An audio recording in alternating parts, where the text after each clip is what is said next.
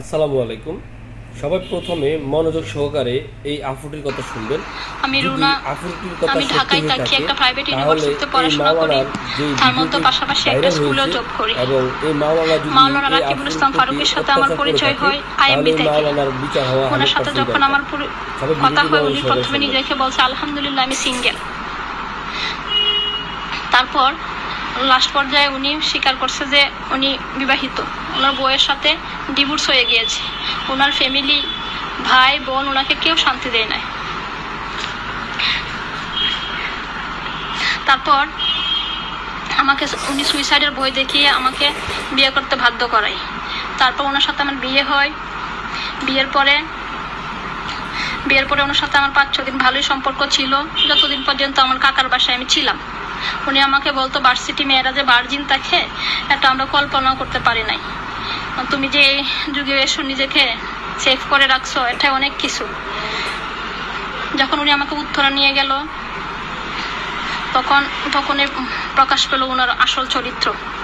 আমার কাছে কিছু টাকা ছিল, ওই টাকাগুলো উনি নিয়ে নিছে, বলছে মেয়েদের হাতে টাকা রাখতে নাই।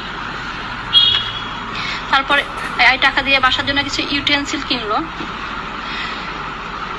বিয়ে নিয়ে আমাকে উত্তরা নেওয়ার পরের দিনেই উনি আমাকে বলে আমি চাকমা, আমি শুকনা বলে আমাকে বলে, আমার নারীত্ব নাই, আমার বাবা নাই বলে। কিভাবে বডি শেমিং করলো। মূলত উত্তরা থাকলে মানুষ জেনে যাবো বলে ওনার সাথে আমার বিয়ে হয়েছে, এর জন্য। তারপর আমাকে উত্তরা বাসা থেকে তাড়িয়ে দেয়।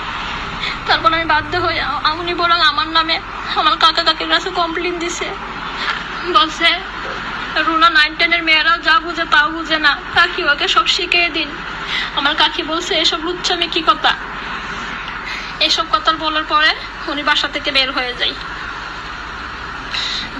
তারপর আমি একটা সাবলেট ভাড়া নেওয়ার পরে উনি আমাকে 4 মাসের মধ্যে 2 মাসের ভাড়া দিয়েছিল। লাস্টের 2 মাসের এই টাকাটা দিতে চাই না। বাংলাদেশের একটা বিখ্যাত একজন হুজুরকে নক দেওয়া, তারপরে এই টাকাটা আমি নিয়েছি। উনি বলতে পারবেন আমার জন্য একটা সিঙ্গেল একটা সুতা কিনে দিতে।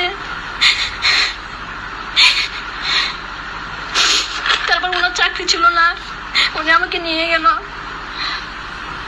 মুফতি উসামা হুজুর, যিনি কেরাতে শিখায়, ওনার মাদ্রাসায় ওনার চাকরির জন্য। হয়তো বেতন কম বলছে বলে উনি চাকরিটা করে নাই। উনি আমার কাছে বলছে উনি আওয়ামী লীগের দালাল। উনি যেহেতু আমার খোঁজ খবর নেই না, আমি মানুষের কাছে যাই, আর উনি মানুষের কাছে অস্বীকার যায় উনি আমাকে বিয়ে করে নাই। ওনার সাথে আমার বিয়ে হয় নাই। আইএমবিতে আমাকে বলে দিয়েছিলাম বলে ওনার সাথে আমার বিয়ে হয়েছে। বলছে আমি নাকি উনি নাই, আমি যদি না বলি ওনার সাথে আমার বিয়ে হয়েছে না, তাহলে আমার তো সংসার করবে না। আমি বাধ্য হয়ে তাই করছি। কদিন আগে 2026 সালের রমজানে আমি ওনার মাদ্রাসায় গিয়েছি আমার ছোট ভাইকে নিয়ে আর একটা আপুকে নিয়ে। ওই জায়গায় উনি বিএনপির পাওয়ার দেখাইছে, ওনার হাতের মোটর বিএনপি সরকার, উনি যা বলে তাই। উনি বলে বাংলাদেশের মানুষ আমার পায়ে পড়ে থাকে, আমি কি আপনার পায়ে ধরছি বিয়ের জন্য? উনি আমাকে পছন্দ হয় না, মুসলিম বলে। ওনার পছন্দ আবু রাহানের বউ। এখন শুনলাম উনি নাকি ডিসেম্বর আমাকে নাকি ডিভোর্স দিয়ে দিয়েছে। অথচ আমাকে বলতো আমি বাসা দেখতে, যখন আমি রমজানে গিয়েছিলাম 2026 সালে। এখন আমার নামে এখন মিথ্যা প্রপাগান্ডা চলছে, আমার নাকি আর বিয়ে হয়েছে, আমার নাকি ছেলেদের সাথে সম্পর্ক, আমি নাকি খারাপ মেয়ে।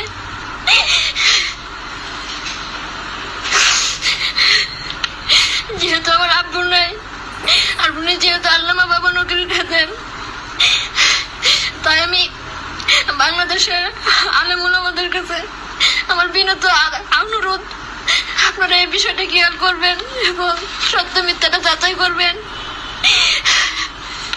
আমি পরিবার থেকে বিচ্ছিন্ন, আমার ফ্যামিলি বলছে আমাকে মরে গেলেও দেখতে আসবে না।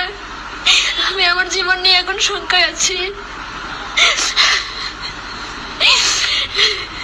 এখন আমি নিজেকে নিরাপদ মনে করতেছি না।